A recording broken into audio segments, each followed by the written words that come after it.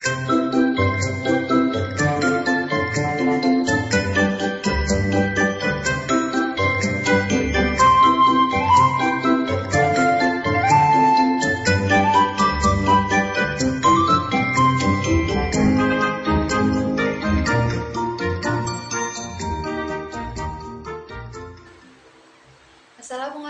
warahmatullahi wabarakatuh. Halo teman-temanku semuanya, apa kabar hari ini? Saya doakan teman-teman semuanya diberi kesehatan dan keselamatan oleh Tuhan Yang Maha Kuasa. Perkenalkan, nama saya Luki Karniawati, perwakilan dari kelompok 4 yang beranggotakan saya sendiri, Luki Karniawati, dan teman-teman saya, Masyita Aulia Rahma, Nur Faridatul Hasana, Alvina Meila Dwi Cahyani, Latifatur Rahma, Masruroh, dan Ali Masur. Video presentasi ini kami buat untuk memenuhi tugas mata kuliah pengembangan kepribadian dan karir. Pada video ini, saya akan memaparkan materi mengenai konsep manusia kreatif, inovatif, produktif, mandiri, dan berbudaya. Di era sekarang ini, banyak loh manusia yang mengabaikan budaya tingkah laku dan budi pekerti yang baik.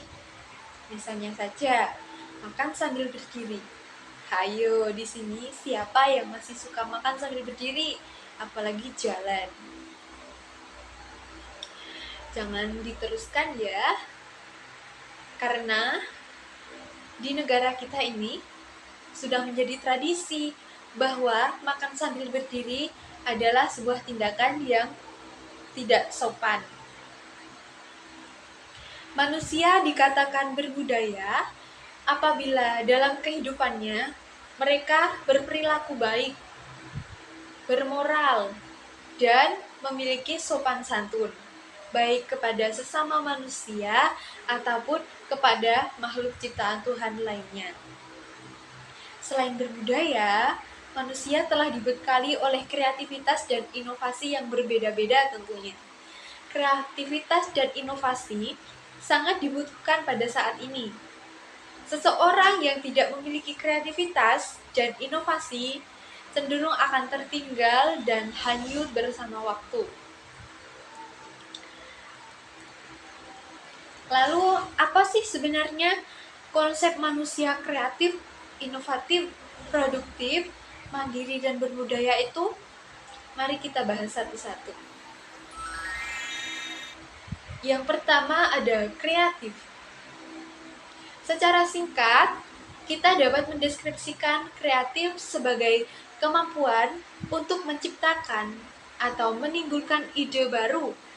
Sedangkan kreativitas adalah kemampuan berpikir seseorang mengenai suatu hal yang baru, yang tidak biasa, dan unik tentunya. Manusia yang kreatif memiliki kriteria sebagai berikut. Yang pertama, cenderung otonom dan memiliki rasa ingin tahu yang tinggi. Mereka suka melakukan eksperimen atau percobaan. Mereka selalu memiliki inisiatif, selalu bersikap aktif, dan mau belajar dari kesalahan. Mereka tidak mudah terpengaruh oleh orang lain. Mereka selalu berpikir ke depan, disiplin, dan bertanggung jawab tentunya. Lalu, bagaimana sih upaya kita untuk menjadi manusia yang kreatif? Yang pertama, kita harus membebaskan pikiran kita dari segala batasan yang ada. Kita menjadikan kekurangan dan kelemahan kita sebagai peluang untuk menciptakan hal baru. Yang kedua, yaitu berani tampil beda. Tidak perlu memperhatikan atau memikirkan apa yang akan dikatakan oleh orang lain. Kita harus mau keluar dari zona nyaman dan berpikir atau mulai melakukan sesuatu yang baru di luar apa yang biasa kita lakukan. Yang ketiga, yaitu bermain dan bersenang-senang. Nah, biasanya Seseorang yang telah memasuki masa dewasa cenderung terpaku pada kegiatan atau rutinitas atau pekerjaan yang itu-itu saja, sehingga kreativitas menjadi terbatas. Dan yang terakhir yaitu melepaskan beban kita. Ketika pikiran kita terbebani atau penuh, kita tidak akan mampu menciptakan sebuah kreativitas. Kita butuh zona yang hening untuk mengosongkan pikiran kita dan melakukannya dengan meluangkan waktu untuk duduk diam dan menarik nafas dalam-dalam. Kemudian kita mulai melakukan atau memikirkan sebuah ide baru.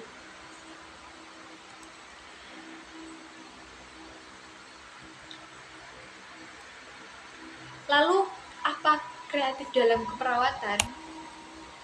Berpikir kreatif adalah berpikir lintas bidang yang ditandai dengan karakteristik berpikir. Di samping itu, berpikir kreatif juga menutup adanya peningkatan diri.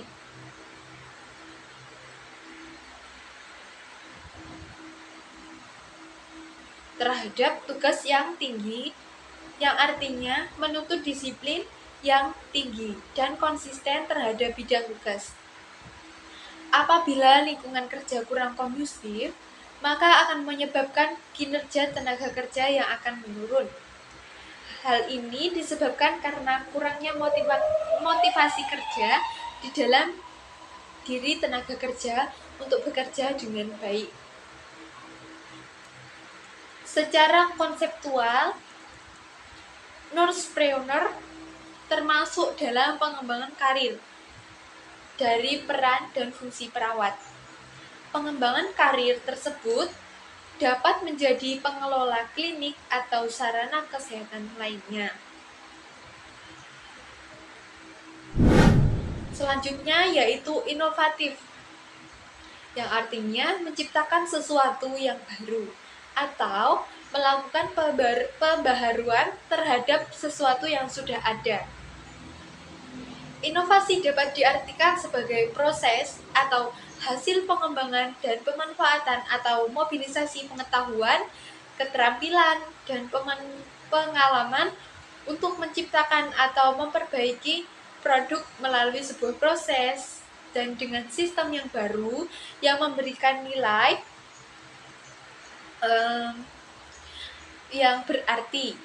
Lebih singkatnya yaitu sebuah proses untuk menemukan dan mengimplementasikan sesuatu yang baru ke dalam situasi atau kondisi yang belum ada dan belum terpikirkan sebelumnya. Sesuatu dikatakan inovasi apabila bersifat khas. Inovasi harus memiliki ciri khas sendiri yang tidak dimiliki atau belum ada pada ide atau gagasan yang sudah ada sebelumnya. Yang kedua yaitu inovasi haruslah bersifat baru dan memang belum pernah diungkapkan atau dipublikasikan sebelumnya. Yang ketiga adalah terencana. Biasanya inovasi sengaja dibuat dan direncanakan untuk mengembangkan objek-objek tertentu. Dengan kata lain, inovasi mengembangkan objek-objek tertentu. Dengan kata lain, inovasi ditemukan berdasarkan pada kegiatan yang sudah direncanakan sejak awal. Dan yang terakhir adalah inovasi harus memiliki tujuan. Seperti yang sudah saya katakan tadi, bahwasanya inovasi digunakan atau direncanakan untuk mengembangkan objek. Nah, penggunaan atau perencanaan objek inilah yang disebut dengan tujuan. Berikut adalah hal-hal yang meningkatkan kemampuan inovatif dalam diri seseorang. Yang pertama, berorientasi kepada tindakan untuk selalu berinovasi. Yang kedua, membuat sesuatu yang penuh inovasi dengan proses secara sederhana dan dapat dipahami serta dikerjakan. Yang ketiga, mulai untuk membuat sesuatu dengan inovasi yang terkecil atau termudah. Yang keempat, menentukan tujuan dalam berinovasi. Dan yang terakhir, mempunyai keyakinan dan bekerja dengan penuh inovasi.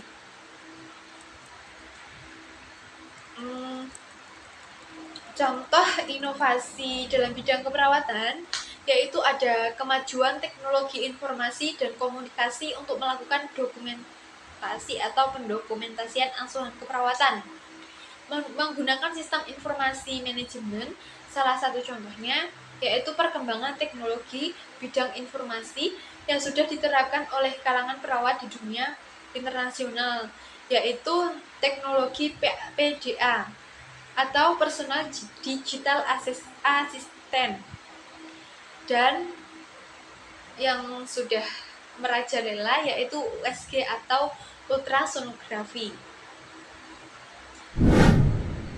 Yang selanjutnya adalah konsep manusia mandiri.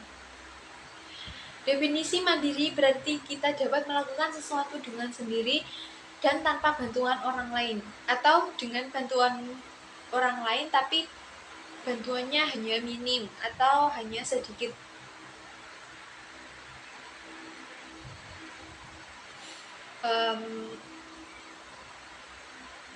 Kemandirian diartikan sebagai kondisi di mana seseorang tidak bergantung kepada otoritas dan tidak membutuhkan arahan secara penuh.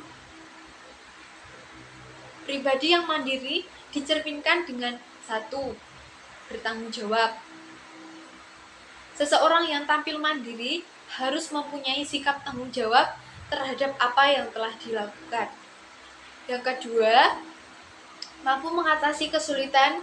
Dan yang ketiga, mengenal kemampuan dalam dirinya. Seseorang harus menyadari kemampuan yang dimilikinya. Seseorang juga harus memahami tentang kekurangan ataupun kelebihan untuk kemudian dikelola dengan baik. Dan yang selanjutnya yaitu senantiasa berpikir positif. Wujud dari pikiran positif yaitu melakukan tindakan positif dengan mengambil keputusan yang positif atau bersikap bijaksana. Dan yang terakhir adalah berwawasan luas atau global. Seseorang yang kurang memiliki wawasan atau hanya memiliki atau tidak berwawasan lebih cenderung bergantung kepada orang lain karena kurangnya kepercayaan diri dalam diri mereka. Lalu upaya apa yang dapat kita lakukan untuk menjadi manusia yang mandiri? Yang pertama yaitu kita harus berupaya menambah kapasitas keilmuan kita. Pada setiap tempat, keadaan, orang yang kita jumpai atau kita temui, bisa loh kita jadikan sebagai ladang ilmu. Yang selanjutnya yaitu melatih diri. Karena ilmu tanpa amal atau ilmu tanpa tindakan merupakan teori semata dan tidak berdampak apa-apa bagi kita. Yang ketiga yaitu kita harus mencari atau menciptakan lingkungan yang kondusif, baik untuk berkarya ataupun untuk beribadah. Lalu kita harus bersikap tegar. Di depan banyak orang, kita harus menyembunyikan air mata kita, karena kita bisa dianggap atau dicap sebagai orang yang terlalu sensitif oleh orang yang ada di sekitar kita. Dan selanjutnya, kita harus selalu siap tempur atau selalu membakar semangat dalam diri kita setiap hari. Kita juga harus mampu untuk menaklukkan setiap tantangan yang ada dan belajar untuk menghadapinya sendiri tanpa dibantu oleh orang lain. Selain itu, menjadi pribadi yang komunikatif juga sangat penting loh teman-teman. Kita harus mampu menjalin komunikasi dengan lingkungan di sekitar kita, supaya ketika kita memerlukan bantuan dari orang lain tidak akan sungkan-sungkan untuk membantu kita. Yang selanjutnya yaitu kita harus belajar untuk melapangkan hati kita, untuk menurunkan ego dan gengsi yang ada pada diri kita. Dan yang terakhir, kita harus menjadi pribadi yang tidak mudah terpengaruh tentunya. Menurut Irawati tahun 2012, dalam praktik keperawatan, perawat juga melakukan tindakan mandiri perawat, yaitu melakukan pengukuran tanda-tanda vital, melakukan tindakan keperawatan untuk mempertahankan derajat kesehatan pasiennya, melakukan tindakan gawat daruratan dalam rangka menyelamatkan jiwa seseorang atau jiwa pasien, dan lain sebagainya. Yang terakhir yaitu konsep manusia berbudaya. Seperti yang sudah saya katakan di awal tadi, bahwa manusia berbudaya adalah manusia yang memiliki perilaku atau bertingkah laku, berakal budi baik, yang diwariskan dari generasi ke generasi dalam kehidupan manusia. Dalam kehidupannya, manusia berbudaya selalu berperilaku baik, memiliki moral yang baik, bersikap sopan santun, dan ramah tamah kepada siapapun. Manusia yang berbudaya memiliki kriteria sebagai berikut. Yang pertama, mereka mempunyai akal dan jiwa yang mengatur dan menentukan bagaimana perilakunya. 2. Manusia mempunyai pola kejiwaan yang mengandung dorongan hidup yang dasar, insting, perasaan, pikiran, kemauan, dan hubungan bermakna dengan alam di sekitarnya. Yang ketiga, manusia dapat mendayagunakan akal budinya untuk menciptakan kebahagiaan. Dan yang keempat, yaitu manusia harus mampu berdiri sendiri, memiliki cipta, rasa, dan karsa. Dan yang terakhir, manusia sebagai makhluk sosial yang terikat kepada lingkungannya, baik lingkungan sosial, ekonomi, politik, dan budaya, serta lain sebagainya. Upaya apa sih yang harus dilakukan untuk menjadi manusia yang berbudaya? Yang pertama yaitu proses internalisasi. Pada dasarnya, manusia telah dibekali dengan potensi, bakat, dan kecenderungan secara genetis untuk mengembangkan perasaan, hasrat, emosi, dan keinginan-keinginan dalam kepribadiannya. Kecenderungan untuk mengembangkan kepribadian itu sangat dipengaruhi oleh lingkungan, baik alam sosial maupun budayanya. Setiap manusia akan merasakan kegembiraan, kesedihan, dan lain sebagainya. Dan itu merupakan proses internalisasi. Sehingga dapat kita simpulkan bahwa proses internalisasi merupakan proses untuk mengembangkan potensi yang dimiliki dengan dipengaruhi oleh lingkungan internal maupun eksternal. Selanjutnya yaitu proses sosialisasi. Proses sosialisasi ini terjadi mulai dari masa kanak-kanak sampai masa tua. Bagaimana kita harus selalu belajar dari pola-pola tindakan dalam interaksi dengan segala macam hal dan individu yang ada di sekitar kita, yang beraneka ragam sifat dan bentuknya. Dan yang terakhir yaitu proses enkulturasi. Pada proses ini, seseorang akan mempelajari dan menyesuaikan alam pikirannya serta sikapnya dengan adat istiadat atau norma, aturan, maupun budaya yang berlaku baginya. Proses ini sudah dimulai sejak kita masih kecil, di dalam alam pikiran kita, mulai dari lingkungan keluarga, teman, bermain, masyarakat, dengan meniru pola pikir yang berlangsung dalam suatu kebudayaan. Menurut Sarwono 1993, kebudayaan kesehatan adalah studi tentang pengaruh unsur-unsur budaya terhadap penghayatan masyarakat mengenai penyakit dan kesehatan. Dengan demikian, kebudayaan kesehatan merupakan disiplin ilmu yang memberikan perhatian pada setiap aspek biologi dan sosial budaya dari tingkah laku manusia, mengenai cara-cara interaksi antara keduanya di sepanjang sejarah kehidupan kita yang mempengaruhi kesehatan dan penyakit pada manusia. Oke, mungkin hanya itu saja yang dapat saya sampaikan. Bila ada kekurangannya, saya mohon maaf yang sebesar-besarnya, karena sejatinya kesempurnaan hanyalah milik Tuhan semata. Kesepian tanpa kekasih, cukup sekian dan terima kasih.